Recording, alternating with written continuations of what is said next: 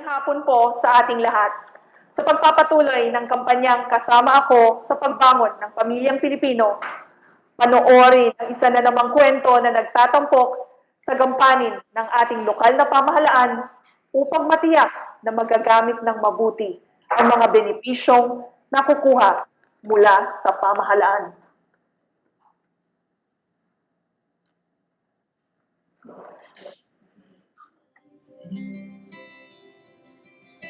Gusto ko ng kinabukasan na tayo ay masaya, na tayo ay nakakakain, na tayo ay nakakapag-aral.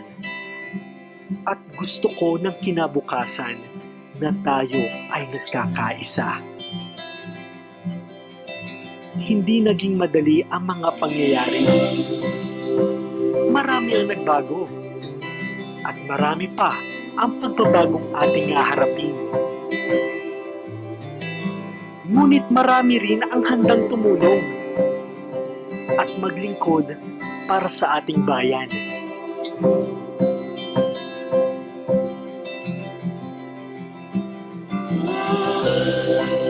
Napakahalaga po na sabi nga i-capacitate po natin yung bawat pamilya. Actually, hindi po ba yung meron po tayong mga 4-piece beneficiaries. So nag-start po kami doon. In-encourage namin yung bawat family. Hindi lamang basta mag-aantay ng ayuda. Kundi tuturuan natin sila kung paano natin sila, sabi nga, matutulungan na magkaroon din ng sarili nilang atikha, paano nila mapapalawig o kaya ay mapapagaan yung kanilang mga pamumuhay. Siguro yun yung pinakamahalagang aral din sa COVID. Nagkaroon po tayo ng tinatawag na back to basic. Since kasi sa back to basic, parang umiikot lang yun sa istorya po ng pamilya at kung ano po yung mga basic lamang na pangangailangan na dapat po may provide. Nakita ko na pinakinabang ng bawat isa kung saan yung pamilya lalong lumakas at yun po yung pinakasusi para po dun sa pinatawag nating pagpapalakas ng pamilya. Pagdating sa social amelioration program, napakalaking tulong yung nabigay ng national government through the DSWD. More than 93,000 sa mga pamilya Pasigueño. Bukod pa to dun sa mga 4-piece families ang natulungan through SAP. Siyempre, meron din tayong budgetary limitations na hindi naman kasalanan ng DSWD yun. So, ang kailangan natin gawin, magtulungan. Ano ba yung kaya ng national? Ilan ba yung kayang tulungan ng DSWD? Ano ba yung pwedeng gawin ng lokal na pamahalaan? Kaya naglunsad din po kami dito sa Pasig ng supplemental SAP. So, ito po parang suporta dun sa programa ng national. Lahat tayo merong responsibilidad, meron tayong tungkulin. Hindi lang sa sarili natin, kundi sa ating bayan. Mula Luzon hanggang Mindanao, naapektuhan ng krisis na ito. Pero may ibsan po natin yung kahirapang dulot ng COVID-19 kung lahat po tayo magtutulungan, lahat po tayo ay mag-ambag hanggang dun sa kaya natin. Nasa kabila ng lahat ng pagsubok, nakita ko ang mga matutulungin, ang mga may malasakit, at ang mga malalakas ang loob. Ang dami kong nakikitang mga kwento ng bayanihan na ang sarap ipagmalaki na ako ay isang Pilipino. Hindi batayan ang estado sa buhay. O kung bata man o matanda, dahil sa huli, may isang bansa lang tayong minamahal. Kaya sa ngayon, tayo ay magtulungan. Dahil itong daan na ating tatahakin ay hindi natin kaya mag-isa. At magtatagumpay lamang tayo kung lahat ay magsasama-sama. Sa ating lahat magsisimula ang pagbangon.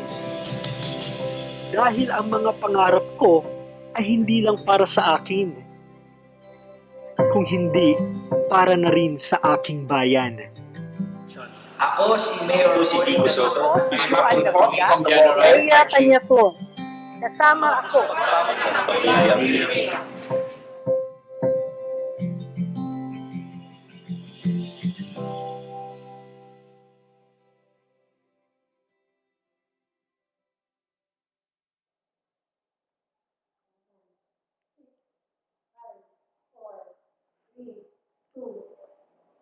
Inyong natunghayan ang kwentong pagbangon mula sa iba't ibang rehiyon.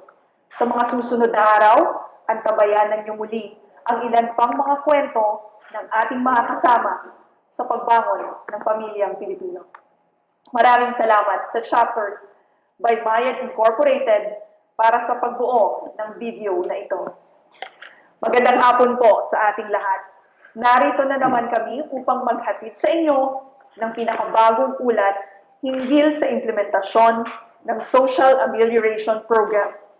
Makakasama po natin sa hapong ito si DSWD Undersecretary Danilo Pamonag upang magbigay ng mga huling ulat tungkol sa Social Amelioration Program at upang sumagot sa ilang mga katanungan. Magandang hapon po, Yusek Dan. Magandang hapon din sa iyo, Director Irene.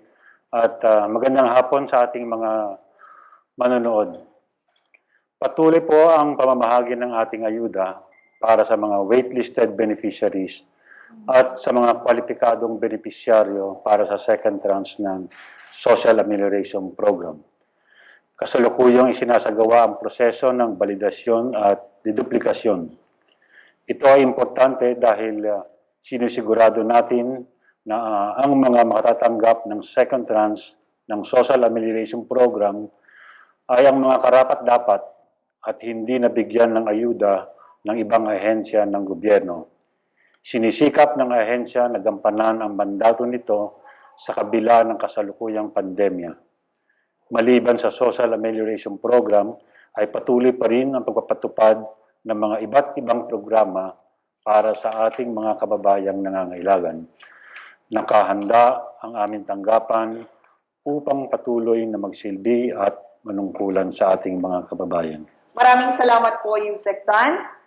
At sa punto po na ito, handa na po kaming sumagot sa mga katanungan mula sa ating mga media partners. Sa unang katanungan po, Yusek, magpapatuloy ba ang DSWD sa pagpapatupad ng Social Amelioration Program kahit na matatapos ang bisa ng bayanihan to heal as one act? Yusek. Gusto kong sabihin na magpapatuloy pa rin ang pamamahagi ng ayuda.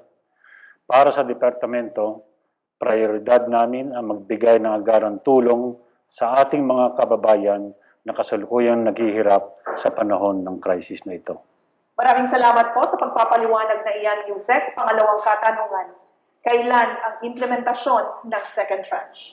Director Irene, nagsimula na ang pamamahagi ng second tranche sa mga benepisyaryo ng Pantawid Pamilya kung saan 1.3 million na may cash card ang nakatanggap ng kani-kanilang second tranche noong ika-11 ng Hunyo. Umabot sa 6.7 billion pesos ang halaga na napaimahagi sa kanila. Nagsimula naman ang pamamahagi sa mga waitlisted beneficiaries sa Kapangan, Benguet, sa Baguio City noong ika-16 ng Hunyo. Nagsimula na rin ang payout sa Balawan, La Union at Mabalacat, Pampanga para sa mga waitlisted beneficiaries sa lugar. Kasalukuyan naman nagsasagawa ng payout sa Doña Remedios, Bulacan. Sisikapin namin na magtuloy-tuloy ng pamamahagi ng ayuda para sa second tranche at sa mga waitlisted beneficiaries. Pangatlo pong katanungan, Yusek. Tapos na ba ang implementasyon ng first tranche ng Social Amelioration Program? Tapos na ang implementasyon ng first tranche. Nakamit na ang tinatawag na indicative number of target beneficiaries ng first tranche ng Social Amelioration Program.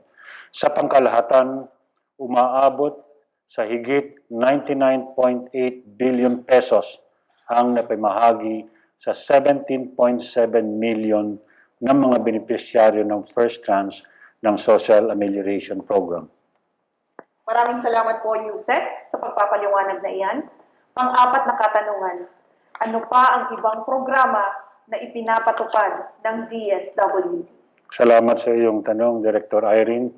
Bukod pa sa Social Amelioration Program, ang DSWD sa pamamagitan ng field office nito sa National Capital Region or NCR ay namamahagi ng tulong sa mga locally stranded individuals or kung tawagin natin LSIs dito sa Metro Manila.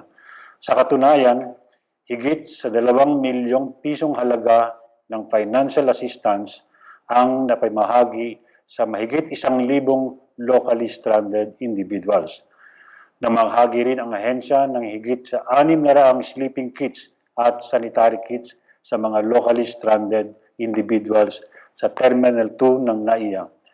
Kasama rin dito sa pamamahagi ng family food packs sa mga LSIs na matatagpuan sa Philippine Army Wellness Center dito sa Taguig City, gayon din sa Baclaran Church at sa Barangay Pinagbuhatan, Pasig. Sa puntong ito, Director Irene, aming pinasasalamatan ang liderato ng Hukbong Santahan ng Pilipinas, lalo na ang Hukbong Katihan ng Pilipinas sa pagkupkop sa ating mga apektadong kababayan.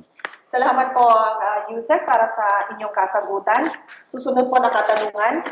Bukod sa mga programa para sa mga locally stranded individuals, ano pa ang mga ipinapatupad ng mga programa o serbisyo ng DSWD? Director Irene, karagdagan dito, patuloy ang pamimigay ng mga assistive devices sa mga persons with disabilities.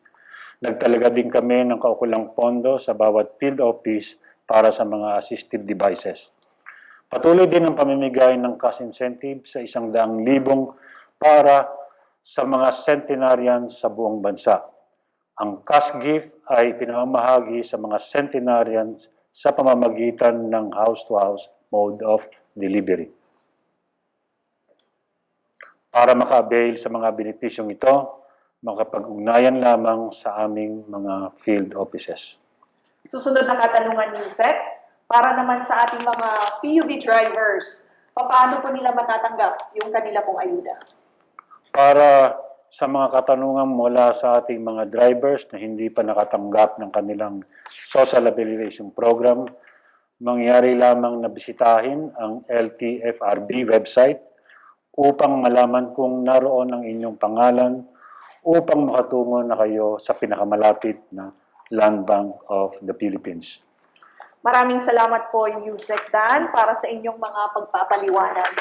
Gayon din, maraming salamat sa ating mga kaibigan mula sa media na nagpahatid po ng kanilang mga katanungan. Sana po ay nalinawagan kayo sa mga sagot na ipinamahagi ni Yusek Dan. Bago po tayo magtapos, Yusek, mayroon po ba kayong huling mensahe? Salamat, Director Irene.